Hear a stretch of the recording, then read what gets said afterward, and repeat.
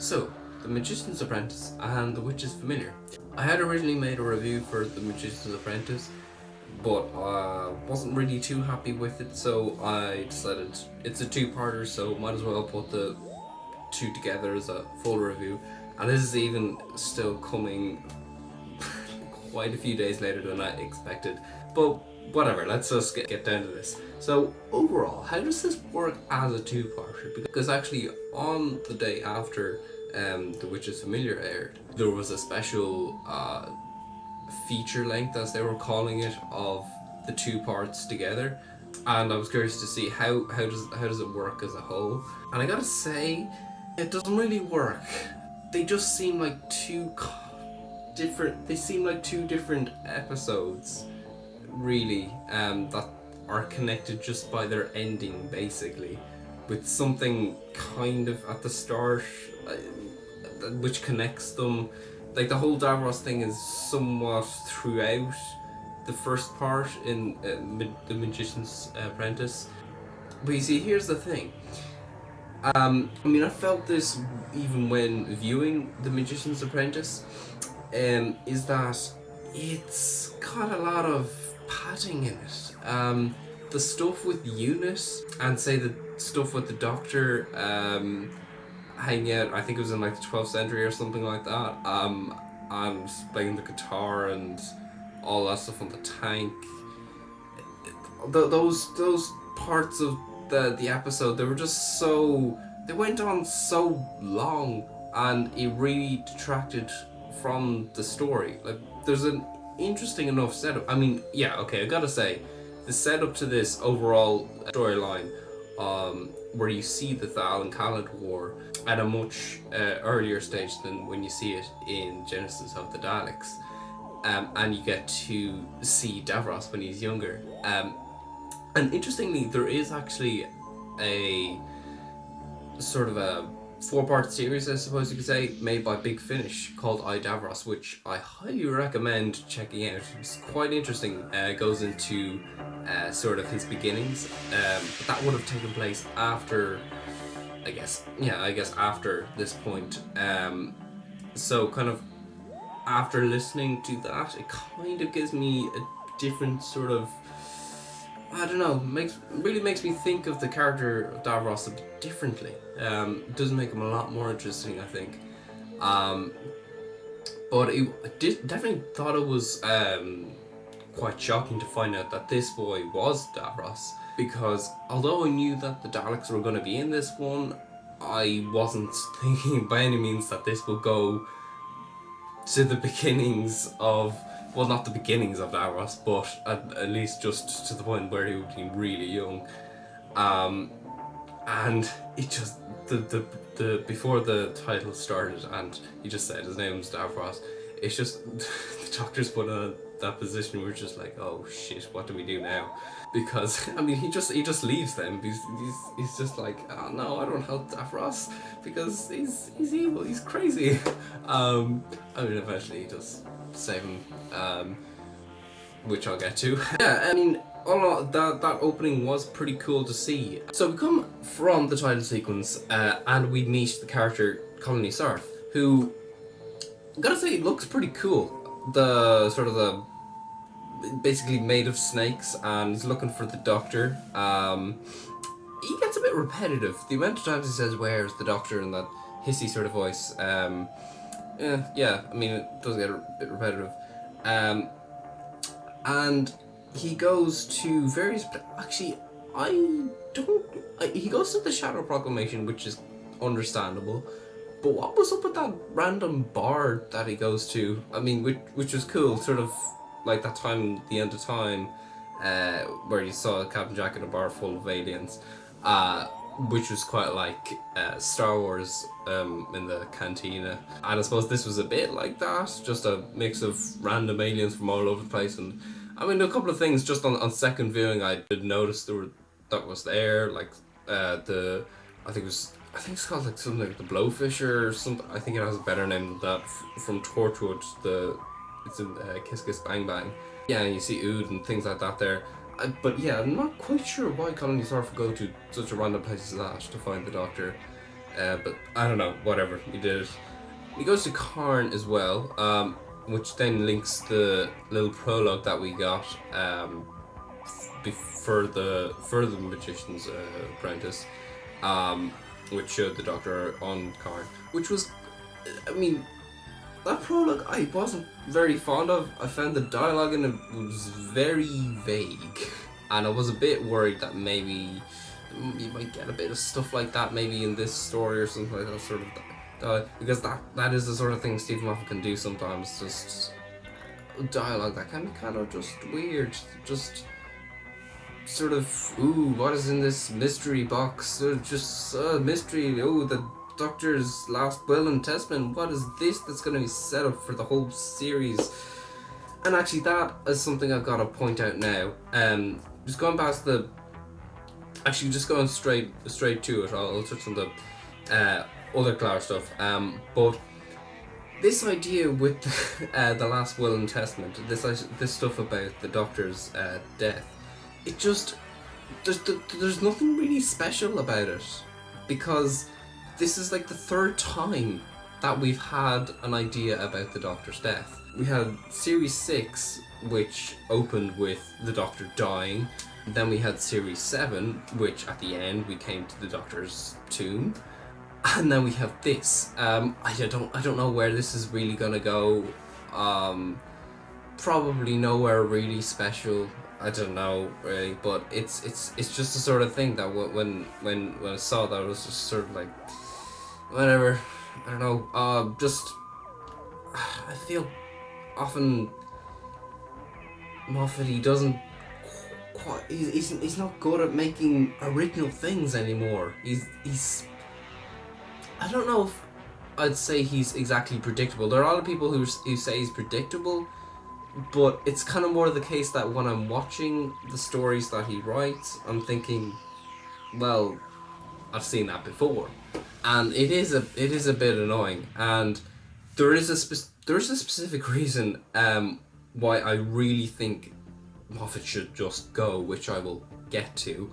But onwards, we meet Missy again, and the last time we saw Missy was in the Series 8 finale, and she didn't leave that big of an impression on me. I found her quite annoying, but I gotta say, overall in this story, she was a lot better. I mean, she had her annoying times as well, but there were times that she did feel a lot more like the Master. I mean, various things such as towards the end of the Magician's Apprentice, where she's talking to the Daleks, the way she talks to them there, I could imagine any incarnation of the Master doing something like that. Or say even the plan that she comes up with in The Witch's Familiar with Clara and the Dalek, that's quite sinister. I mean, I will get more into that, but it was quite sinister, and it did feel quite like a Master thing to do. Something actually that kind of does annoy me about her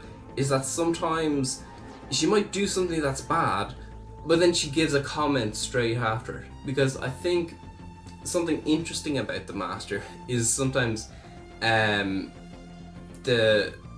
character can be very evil, sort of treated as nothing. So say in that scene where Missy and Clara were talking, and then Clara asks, "Have you turned good?" And then Missy just shoots. I don't know if it's more than one person or not. I remember she does actually shoot quite a couple of people. But then after that she says, "No, I've not turned good." I personally would have thought it would have been a lot more effective had she just not said anything, just said, "No, that's who I am," and just sort of left it at that. Sort of went on with the conversation. It kind of, I think that could have given sort of an eerie feel to it if she just was kind of silent. I mean, I suppose that's not really quite what this incarnation is like. She does like to speak out a lot with the things that she does, and she likes to say, "Hey, I'm crazy," but that's my problem with this version. She just, I don't know, not quite so fun. But she does have her funny moments every now and again. Gotta say, nothing in particular comes to mind. But I'd be lying if I said that there were times during this whole story that she didn't make me laugh. Also concerning Missy, like I said, this story was a bit padded, and that stuff with the planes, that seemed like it was setting up one thing, and even in the description of this story it says, oh, the planes are frozen in the sky. It seems like it's setting up one thing, whereas really, you know, she even says, there was nothing I could even do with them. And it's just like, okay, she has a point, yeah, there's nothing that could have been done with that. But there's such a big deal made out of that. Like, there's Eunice brought into it and all that. And Eunice never even come back into the story in The Witch's Familiar. Missy was meant to be in this story. It could have been done in a much simpler way, I think, really. The one thing I think that was got from this was that I suppose this did show the type of power that the Master Missy, Mistress thing, whatever you want to call her, has, that she's able to just stop all the planes in the world and just let them go, and by just the machine. The Master has immense power, and it can be cool to sometimes see a little bit of that, but there's a bit too much of that, I thought. But actually, on another note involving Missy and Clara, something I thought was quite weird is the way they played off each other. You see, Missy is the reason why Danny became a Cyberman, and that's not exactly a good thing, of course. And Clara kind of is just okay in Missy's presence, which I don't feel she should be. I mean, in the first time that they're talking to each other in the story, when they're sitting down at the table with the tea and whatnot, there is that thing. I mean, Missy asks, "How's your boyfriend? Still dead?" and whatnot. Like, the sort of look that Clara gives is sort of like she doesn't want to give her true feelings or sort of like that. But then after that, she's just treated just like, Missy, don't kill me, or some stupid thing like that, and just like, no, don't release the airlock or whatever that bit was. It's just, yeah, it would have been a bit interesting, I think, if maybe there could have been a bit of a, I don't know, tension between the two of them at times. It would, like, maybe it could have been hard for Clara to really deal with her presence, maybe. That could have been cool, I think. Then when we move away from the whole planes part of the story, which just ends when we move to where we have the Doctor, and he's in what I've gathered is it's Essex in 12th century. But this bit is this whole bit is just, it's kind of hard to watch because it goes on so long. Same with the planes bit as well. It just goes on so long that it really makes me forget about the, like, until what's his name starts choking, and then Colony Stark comes back. I completely forgot about the whole Davros thing.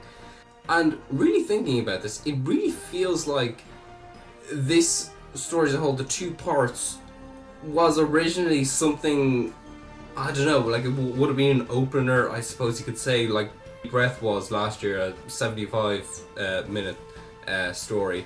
I think maybe this was meant to be an opener. Like, sometimes, yeah, they do that. Sometimes the opening story might be longer than the others.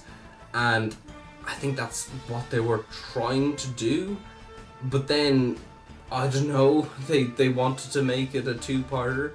So they put some extra stuff in there, which made it longer. Because really the main focus of this story is the Davros stuff. And I think, I don't know, about 20 minutes or so of that is focused on in the first part.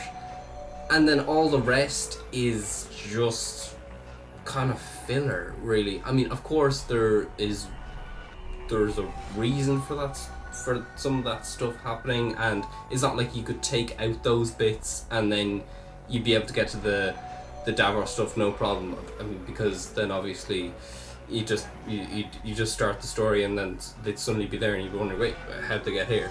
I mean, it explains how they get there, but I just think it could have been written better in a way that they get there quicker, like that they'd explain how they get there, but they don't need to show a big thing that the Doctor is acting out of character as well. I mean, Clara says this isn't you and all that. I don't know.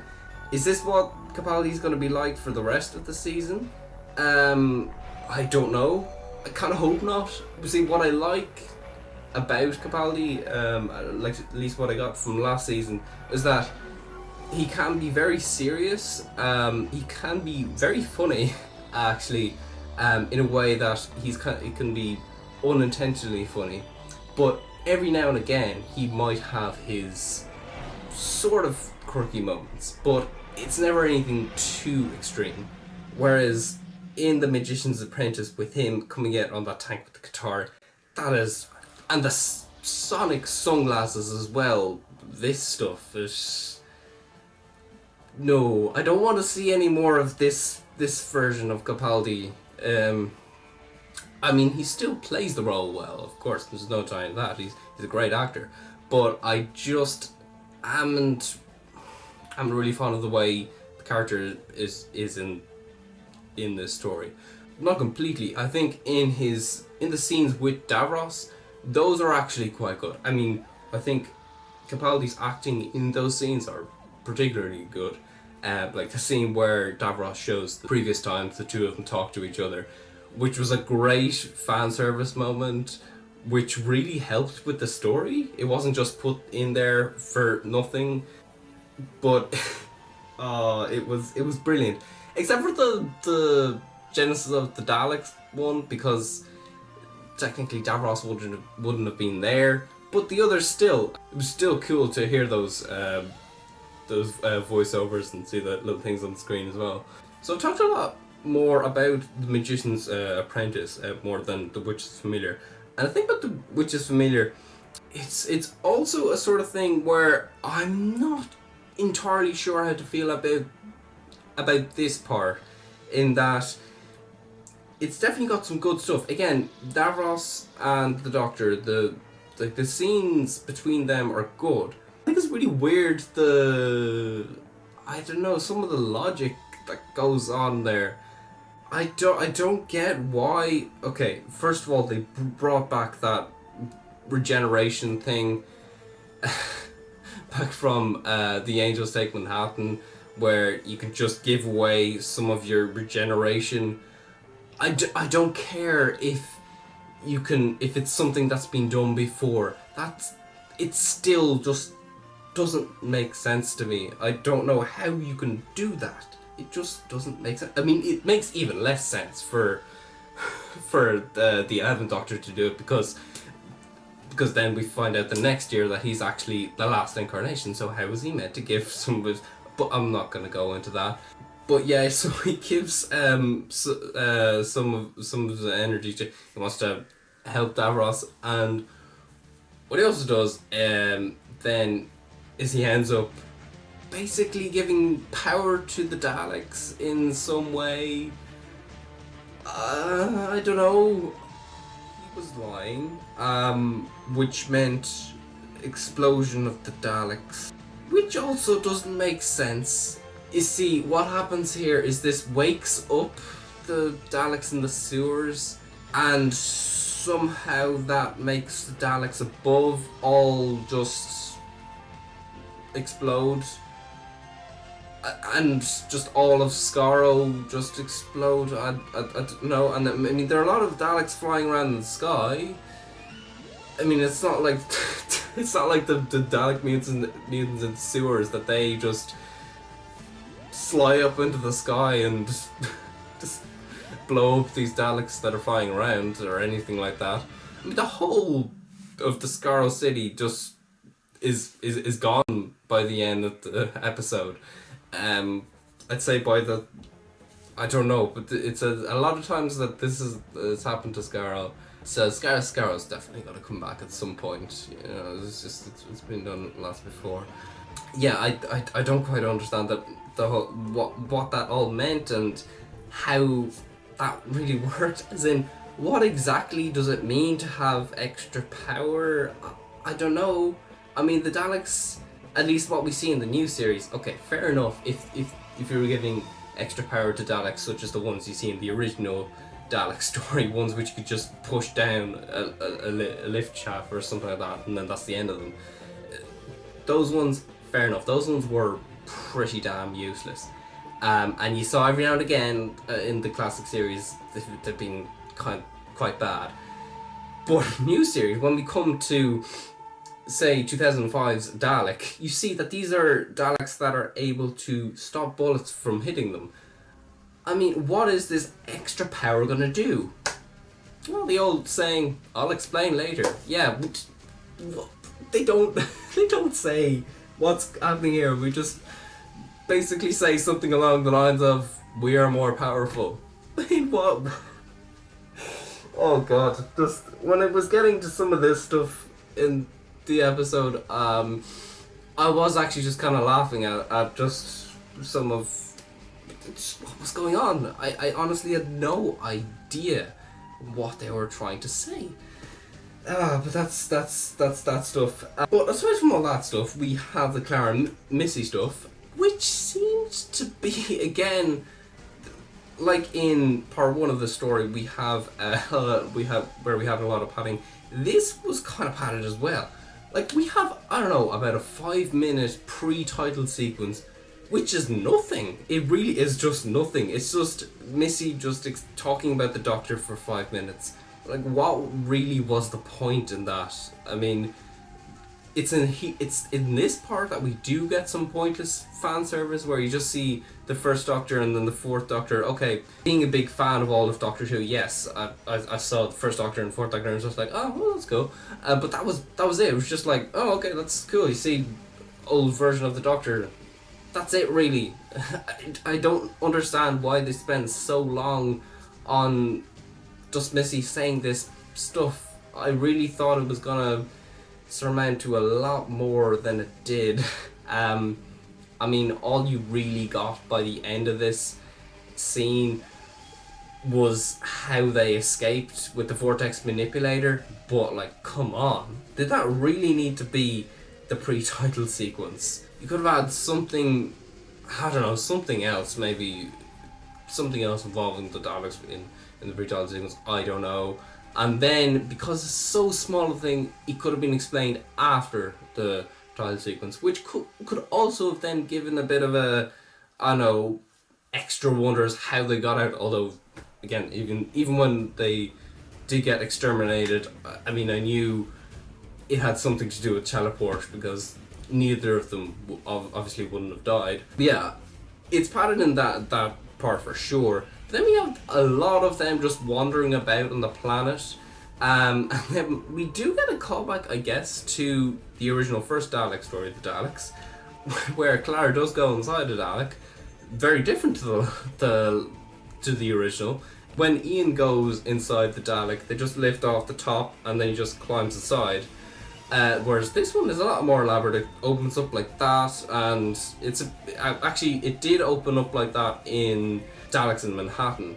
You know, I mean, she is inside and she's pretending to be a Dalek of some sort. And yeah, it's a callback to that story, which was kind of fun. But what we also get in here is this thing, which at the time I was thinking was interesting, but on reflection, I'm thinking, we find out this thing that someone inside of a Dalek, that no matter what they think, they'll think negatively, and they can't say certain things.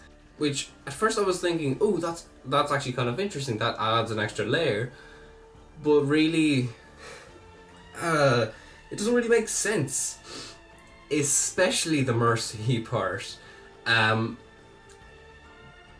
I don't understand how you could not say something like, my name is Clara, because the Cult of Skaro, they have names. Daleks can have names. There are lots of things they can say. I mean, I understand what what he was trying to do here in this moment. And like I say, and when I was watching, I was thinking, yeah, that's actually kind of interesting. That kind of, it's almost like no matter what the mutant tries to do, it'll always be negative. But it really I think is a lot more interesting if it is just simply that these are mutants that are originally just these things of pure hatred, and it's just they happen to be putting these things which help them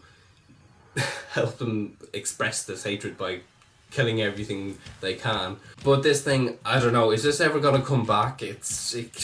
I don't know, really. I don't know how deep this really is. Is this really saying that the mutants inside really don't have any other thoughts of their own? I don't know. That, I mean, if that really is the case, then that's a bit lame. That just is misunderstanding what has been really established before in the past. I mean, when people think of the Daleks, they think of the creatures of pure hatred. They don't think of exactly the machine as the part of the hatred, which seems to be the case now. What I do like, actually, what comes from this, is Missy's plan to try and get the Doctor to kill Clara. I think this was very much a master thing to do, because, I mean, rather than simply just kill her, she tries to get the Doctor to kill Clara without knowing that it really is Clara, which really is a horrible thing. I mean, the only problem with this whole thing is you get this thing about the mercy. Now, the Doctor makes this big deal about the mercy, as in how could the Daleks have a concept of mercy, and it seems to be in the story as if, like, how could the Daleks possibly have a concept of mercy? That's just weird. Whereas, okay, sure, the Doctor wasn't there, but if you look at the Series 5 finale, the Pandora opens, the Big Bang, you'll see that there is a moment where River Song is pointing a gun at a Dalek, and it is pleading for mercy. That story was written by Steven Moffat. Yes, that story was written by the same writer who wrote Doctor Who's newest story. This is why Steven Moffat needs to go, because, okay, it's one thing if a writer makes a mistake in continuity because he didn't see someone else's work. But if you don't know your own writing, this clearly says he's not taking this seriously. Because this isn't even the first time that he's done this. I mean, there's things that he's done with the Weeping Angels and things like this.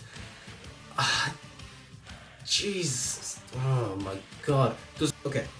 Moffat, I like the stuff that he's done in the first five seasons of the new series of Doctor Who.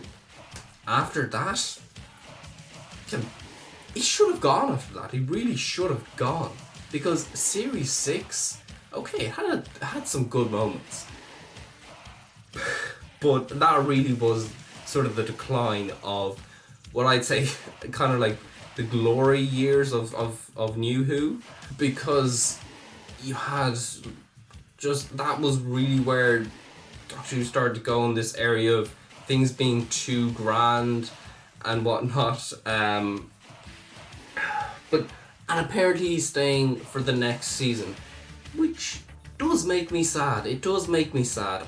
I mean, I'll never stop watching the show because it is my favourite show and it is something special to me, of course. No matter how bad the writing ever gets, I will always stick with this show to see what it comes up with. Because although you have stupid ideas that Steven Moffat can come up with sometimes, you have a lot of good. Series 8 wasn't a great season, really. It was kind of a disappointment overall, but it did have some gems in there. The Jamie Matheson 2 weeks there with Mummy on the Orient Express, and Flatline, those were brilliant, and that's the great thing about Doctor Who. I won't go too much into this whole thing. I could get very ranty here, but point is, I end this review on somewhat a positive note. I mean, of course, yeah, this story ends with the Doctor going back and saving the young Davros, and then he tells him the whole thing about the mercy. And I've got to say, before I end this review, I've just got to say about that. That doesn't. I don't buy that really. I buy that as much as the end of Listen, where Clara goes back and tells that thing to the Doctor. I don't see really how that could exactly have an effect on Davros, because he's so young at that stage. I mean, the guy does go through a lot in his life, and a lot of change. So he's gonna have different opinions through his life, and I think, although maybe treated as a bit as kind of a big moment, I mean, he's probably gonna have a lot of big moments here and there throughout his life during the war, and just to hear someone say there must always be mercy, it's just kind of, it's just a bit like cringy to watch, I think, because it's trying to be this one thing it's so sweet and just like, oh, it all wraps up and makes sense, but it's just, no, I just don't buy it. But like I said, I'll leave this on a positive note, is that this story, it wasn't great, it wasn't terrible, I guess, because it had a lot of good in it. Julian Bleach, good to see back again. He's a really good version of Davros, and his scenes with the Doctor are brilliant, I think. It's seen with the eyes as well. That was a bit odd, but I mean, really good acting skills there. Like I said, although this story wasn't great, I still have high hopes for this season. There will be some good. There could be quite a lot of good. Who knows? Who knows? That's the thing. That's the amazing thing about Doctor Who. You can never know really just what sort of a story you're gonna get into, really. You might see the trailer, you might know what the writer is and think, okay, they might have these sort of tropes, they write about these sort of things, but it can just be so brilliant when you get just such a good one. You can have all the bad you want, but in there, each season will always have its good. Season 24, I hate it, but at least it's got Dragonfire, which introduces Ace. So, yeah, that's Doctor Who. I don't quite know what the next story could bring. I think it's going to be another two-parter, from what I've heard. Under the Lake, I believe it's called. And from the next time I've seen, the monsters look interesting, but we'll have to see. What could this be like? So that's all from me. That's all from the Red Viper. Hope you enjoyed this review. More Doctor Who reviews to come. The next review will probably come out in 2 weeks, possibly 3, I don't know. I'm very badly timed with this review. You know, I'd like to get these out as often as I can. But anyway, if you enjoyed this, then thank you, and see you all guys next time.